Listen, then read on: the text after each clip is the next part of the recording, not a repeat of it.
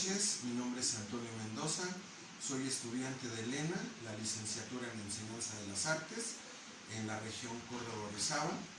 Principalmente esta noche me tocó hablar de las funciones, las normas y los modelos de evaluación en la materia de evaluación educativa. Principalmente, antes de iniciar, vamos a definir los conceptos de evaluación. Hay muchos conceptos de evaluación que se han manejado a través del tiempo, ¿no? Las instituciones y muchos elementos educativos han manifestado ese tipo de definiciones. Una de ellas es el control y la medición, el enjuiciamiento de la validez del objetivo. Otras definiciones pueden ser cuantitativas, donde la medición y el control del producto tiene como objeto no solo la revisión de lo realizado, sino también el análisis sobre las causas y las razones para determinarnos cuáles son los resultados, como la elaboración de un plan que proporciona medidas en antecedentes, un diagnóstico, leyes, reglamentos, decretos y actitudes o actividades curriculares, ¿no? Se construye muchas veces a base de valores internos, y eso es a través del maestro, del docente, donde se conjuga con el alumno, con los supervisores, directores y también los padres, ¿no? El Joint Committee estándar señala que la evaluación es el enjuiciamiento sistemático de la validez o el mérito de un objeto, ¿no? ¿Qué significa esto? Que principalmente nosotros vamos a poder sacar un juicio o tener un criterio amplio de cómo se va evaluando, ¿no?, al alumno.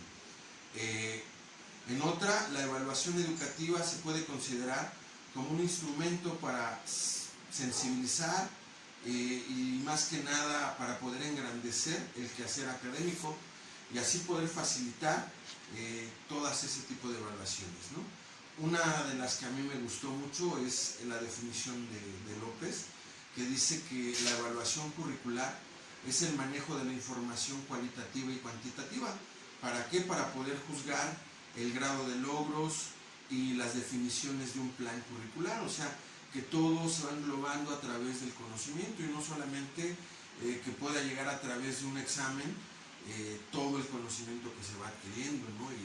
Y también puede haber toma de decisiones relativas, como ajustes, una reformulación o cambios que permiten verificar la productividad y eficacia y principalmente la pertinencia del valor curricular, ¿no?, o de la currícula del estudiante.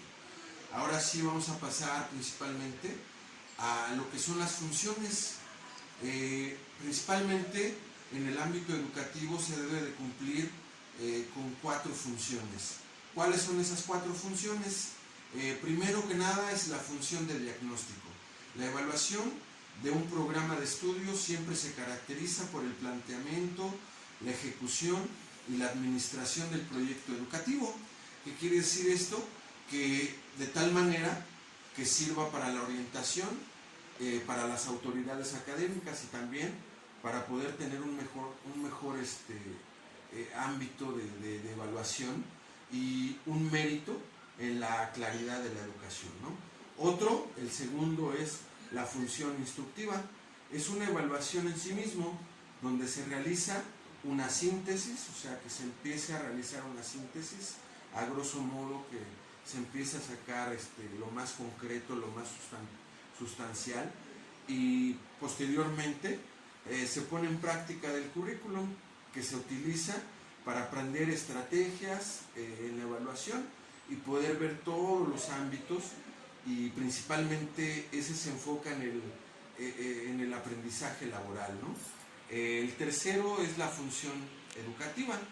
Ahí es donde el personal docente tiene que llegar a percibir ampliamente, ¿sí?, todo el trabajo a través de los demás maestros, de los demás docentes, también principalmente a través de la valorización del estudiante y también por las autoridades académicas en X institución, ¿no? Principalmente se trazan estrategias para poder erradicar todas las insuficiencias que pueda haber en el desempeño profesional. Y ahí hay una gran relación. ¿Por qué? Porque los resultados de la evaluación son a través de un plan o de un programa de estudios donde debe de haber motivaciones y actitudes del docente para su trabajo. ¿Qué significa esto? Que el docente debe de empezar a buscar nuevas formas, motivarse y apasionarse a lo mejor tal vez por su labor, ¿no? Vamos a lo que es la cuarta función, la función autoformadora. Esta función principalmente está orientada y se caracteriza por mejorar los resultados poco a poco, ya que siempre se hace una autoevaluación crítica y permanente de todo el desempeño del docente. ¿Qué significa esto? Que el docente siempre se va a empezar a autoevaluar, va a ver sus carencias, sus deficiencias, sus defectos, sus virtudes, y principalmente ese tipo de docentes no le temen a los errores. ¿Por qué? Porque se dan cuenta que van aprendiendo de ellos. Principalmente van de la mano con un gran desarrollo profesional y un desarrollo personal. ¿Por qué? Porque va creciendo personalmente el docente, y a través de ir creciendo personalmente, de empezar a ver sus fortalezas y su crecimiento, es una persona que no duda en tomar decisiones. Una de las desventajas y de los obstáculos que tiene esta función es que tienen miedo, ¿no? Al cambio, tienen miedo a enfrentar nuevos retos, y principalmente es la gran resistencia al cambio. O sea, es uno de los grandes obstáculos, ¿no? Ahora vamos a hablar un poco de lo que son las normas de evaluación. El Joint Committee, principalmente, y la Evaluation Research Society formuló algo importante y formuló dos conjuntos de normas para la evaluación. La evaluación es una actividad humana esencial e inevitable, porque todo tiene que pasar por un régimen de calidad, ¿no? Para poder proporcionar un servicio, ¿no? Un producto. Principalmente la evaluación, ¿sí?, es una actividad humana que puede ser esencial e inevitable, como se los había dicho, porque lo más importante es que dentro de una evaluación pueda ser solvente y proporcione una comprensión más amplia y una gran mejora de lo que es la educación, ¿no? Entonces, ¿qué es lo que aconsejan los educadores y los evaluadores? A todas las personas involucradas, principalmente esos grandes consejos, comprenden entre sí en cuatro condiciones. ¿Cuáles son esas cuatro condiciones para cumplir con esas normas? Principalmente la número 1 es ser útil. ¿Qué significa? Que es facilitar información a través de las virtudes y los defectos, pero también a través de proporcionar soluciones más eficaces, ¿no? La número 2 es ser eficiente, ser factible, donde se emplean procedimientos evaluativos donde se utilicen sin mucho problema, ¿no? Aquí tenemos que ser muy enfáticos, ¿no? Y después el tercer punto, ser ética. ¿Qué significa esto?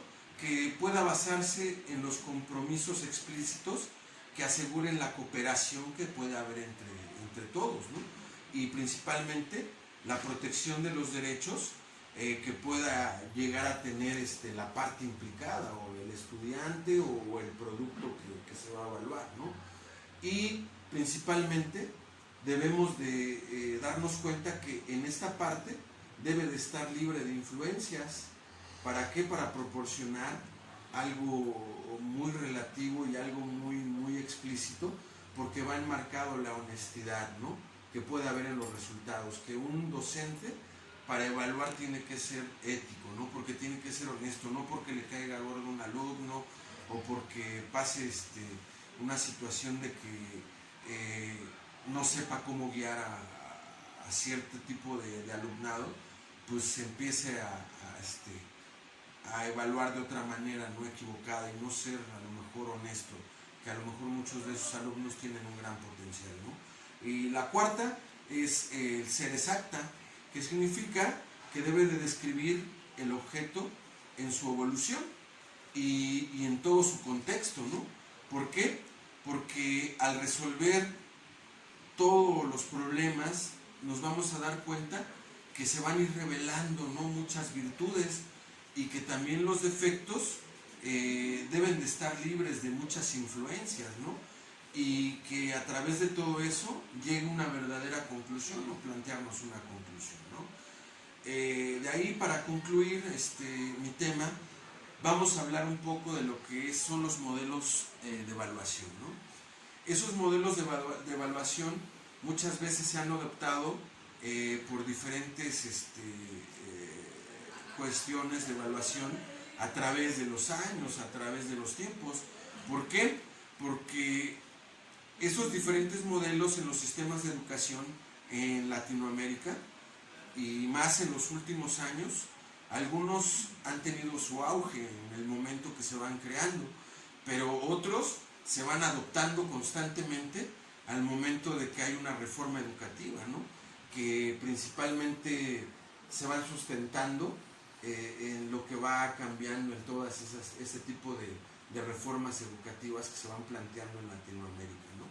Hay ocasiones que las reformas educativas a veces van más centradas a lo que es lo laboral que a lo que es lo educacional, ¿no? O principalmente para poder trabajar con el alumnado, ¿no? Pero aquí vamos a ver dos vertientes, ¿no?, que son el tipo laboral y el tipo educacional, ¿no? Vamos a hablar primero de la pseudoevaluación, que las investigaciones encubiertas donde la intención son del cliente, que es para mantener una gran influencia a través del poder y el dinero, ¿no? O sea, no se ve muy a fondo, solamente la evaluación puede ser muy limitada, ¿no?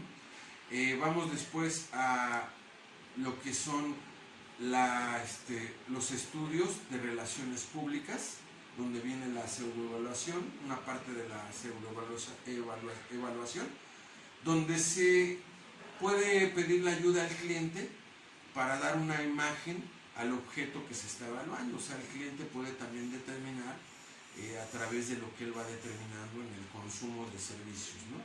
Después va la cuasi-evaluación. ¿Qué significa esto?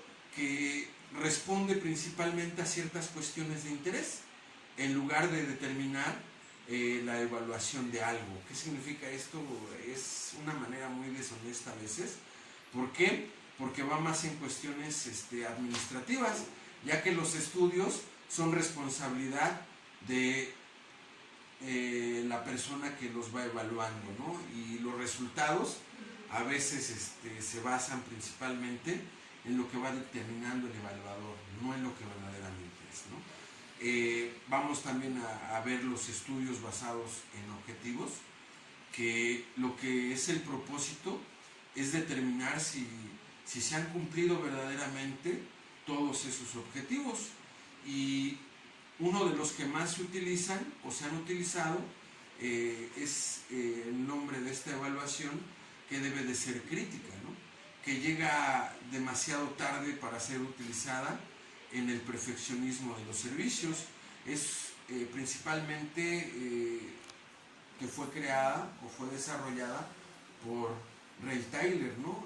Lo que es el pionero de estos estudios del desarrollo del primer método sistemático de evaluación educacional, ¿no? Vamos a un punto muy importante.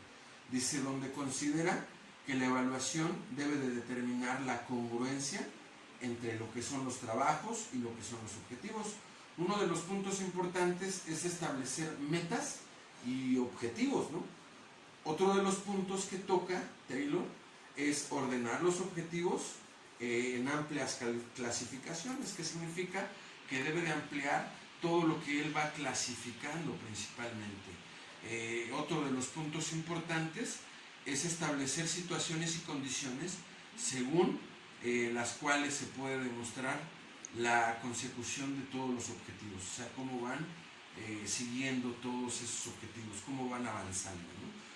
Después nos dice que es explicar principalmente los propósitos de todas las estrategias que se están planteando, ¿no? Posteriormente nos lleva a escoger y desarrollar las técnicas que se van a desarrollar, y otro punto importante es recopilar los datos de su trabajo. O sea, debe de haber una recopilación de todos los objetos de estudio y de todos los datos que va haciendo, ¿no?, el evaluador. Por último, ¿sí?, va a comparar los datos con todos los objetivos del comportamiento, y se desarrollaron este método en los años 30, ¿no? Es algo muy importante el darnos cuenta que ya es una evaluación muy atrasada, ¿no? Después vamos a ver el punto de los estudios basados en la experimentación. Todos estos están basados en el modelo de la cuasi-evaluación, ¿sí? ¿Qué significa esto? Que incluye métodos de juicio de valores, que principalmente todo va dirigido a poder sacar un juicio de todo el valor que va teniendo el producto, el servicio o el objeto de evaluar, ¿no?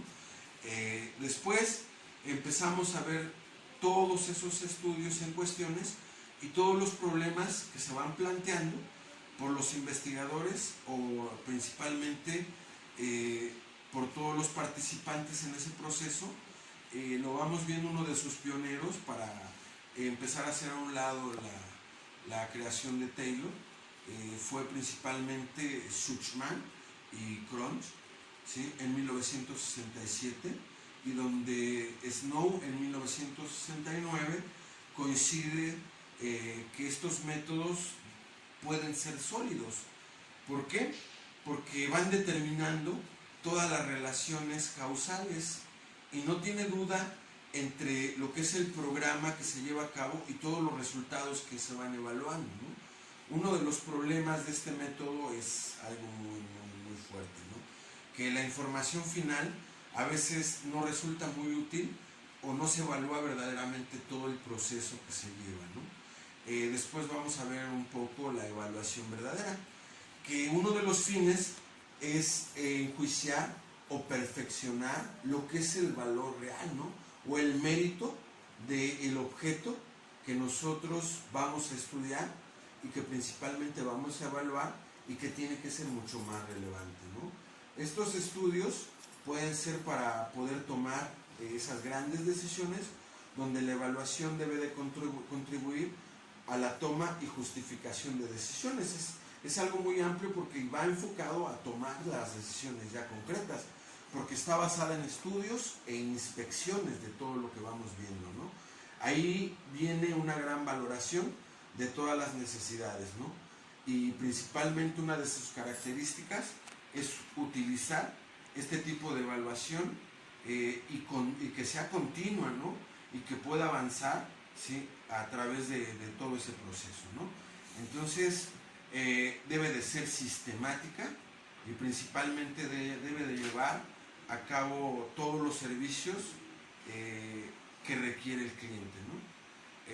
Vamos a ver otro punto, los estudios concentrados en el cliente, que uno de los pioneros fue Stake en 1967, creador de este tipo de modelo, que fue a través de pretest o protest, que puede ser un autoevalúo, donde se les dictaminaban a través de test, de preguntas y principalmente algunos cuestionarios sobre lo que iba enfocado en cierto tipo de consumidores. No iba enfocado a toda la población, sino a lo mejor a los que les gustaba cierto tipo de refresco, cierto tipo de ropa, o muchas veces evaluar, ¿no?, los servicios de energía o de algo que tuviera, ¿no?, el gobierno. Unas grandes desventajas que tiene este tipo de estudios es que hay mucha falta de credibilidad, ya que todo el sujeto de estudio era solamente evaluado a través de test o a través de lo que la persona que iba realizando esos test iba determinando, o sea, no era muy concreto.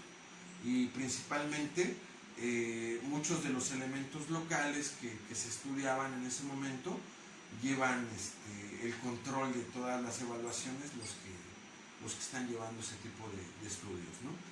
De ahí vamos a los estudios políticos. Eso fue creado en 1900. Principalmente nos dimos cuenta que fue creado por Joseph Rice y servía para identificar y valorar los méritos. ¿Qué significa esto? Que podían estudiar o podían evaluar las diversas políticas que competían, ¿no?, dentro de una sociedad o dentro de cierto segmento social. Y eso era una gran guía para las instituciones o para la sociedad, ¿no? Eso ya va más a la cuestión política, de poder analizar qué es lo que vamos a realizar, o qué cierto grupo político va a realizar en su ámbito, ¿no? O qué promesas o qué propuestas está emitiendo, ¿no? Después nos vamos a los estudios basados en lo que es el consumidor.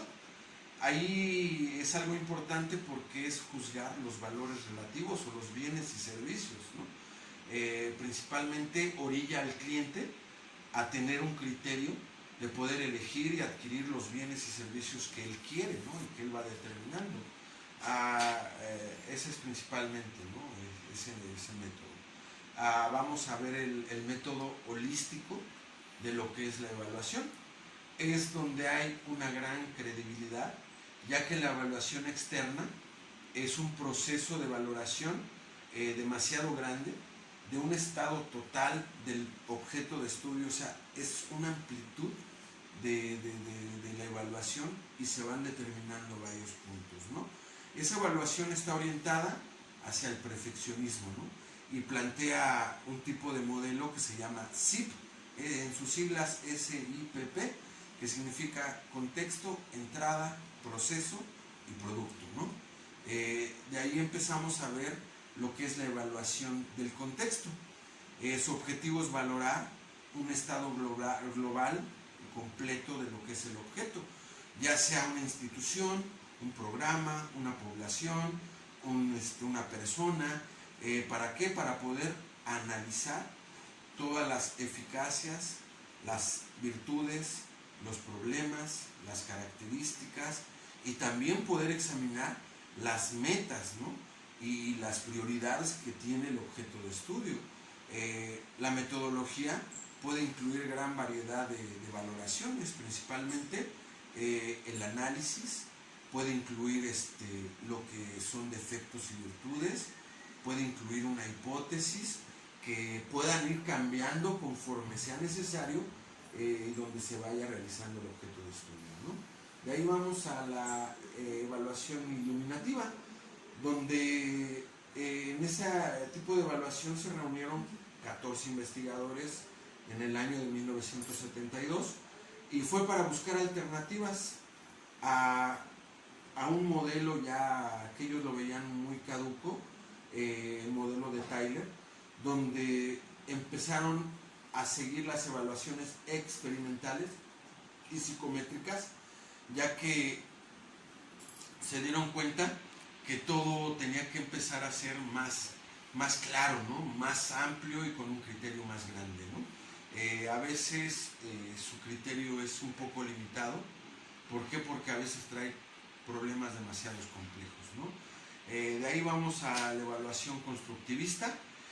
¿Por qué? Porque esta evaluación ha tomado un gran auge en la actualidad, ya que en estos últimos años se basa más en proyectos sociales, ese tipo de evaluaciones, donde siempre parte de un programa de estudios que va a través de procesos, ¿no?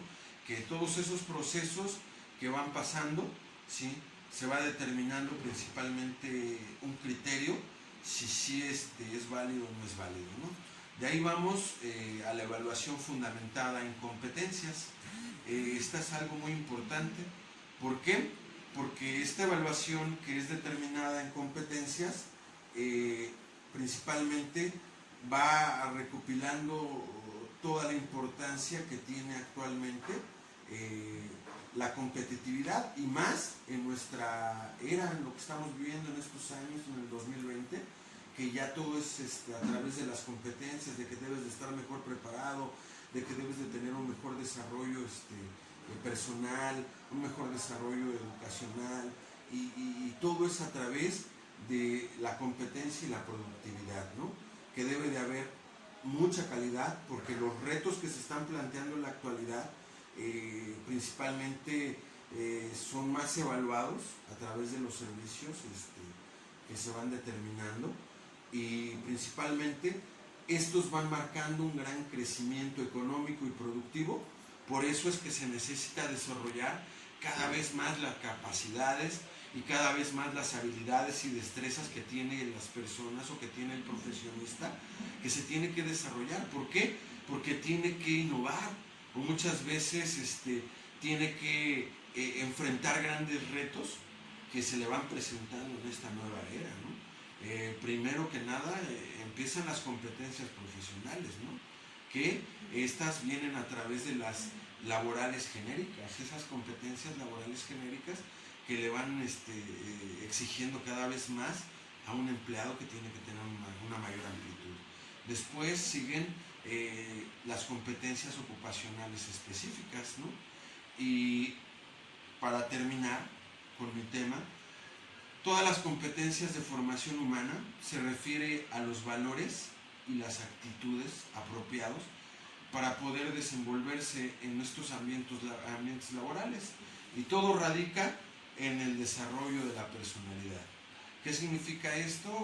Que debe de haber un desarrollo personal, debo de tener un crecimiento para cualquier situación laboral que yo llegue a tener, ¿no? Después nos vamos a las competencias de apoyo. Son aportes de diferentes áreas académicas que ahí van contribuyendo en la formación y el desarrollo profesional. De ahí vamos a las competencias académicas. Esta es una de las más importantes, porque hago énfasis en esto, porque es lo que nosotros tenemos que hacer en este presente y en este futuro, donde sabemos que todo lo cultural a veces, o todo lo artístico, es muy limitado, ¿no? Y tenemos que aprender y desarrollar cada vez más nuestras capacidades. No ser solamente específico en un área, ¿no? Yo soy bueno para pintar, pero también tengo que aprender a hacer proyectos culturales, tengo que aprender a desarrollar proyectos, tengo que aprender danza, tengo que aprender teatro, tengo que aprender música, no solamente para lo que soy bueno, o sea, tengo que tener cada vez más claro la competencia académica. ¿Y qué significa esto? Que es donde se pretende que los estudiantes tengan un alto nivel académico. ¿Por qué? Porque a mayor grado de nivel académico o mejor desarrollo académico que podamos llegar a tener, principalmente nos va a llevar a tener una mejor conceptualización, nos va a llevar a tener una mejor reflexión, ¿no? Un pensamiento crítico también, para poder interpretar todos los hechos, ¿no? Porque muchas veces no nos detenemos a reflexionar, o a veces no entendemos también ciertos conceptos que los confundimos, ¿no? Por eso, en base a toda esta información, nos vamos a ir formando cada vez más como profesionales, y que principalmente nosotros debemos de tener todas esas herramientas que proporcionen soluciones en un entorno sociocultural. En la actualidad pues ya tenemos demasiadas herramientas, ¿no? Lo que es la informática, ya la tecnología está muy avanzada, ¿no? También debemos de desarrollar más la actividad investigativa, poder investigar cada vez más sobre lo que debemos de hacer, y poder tener grandes destrezas y ser una persona que tenga grandes habilidades para poder alcanzar sus metas. Esta noche sería todo.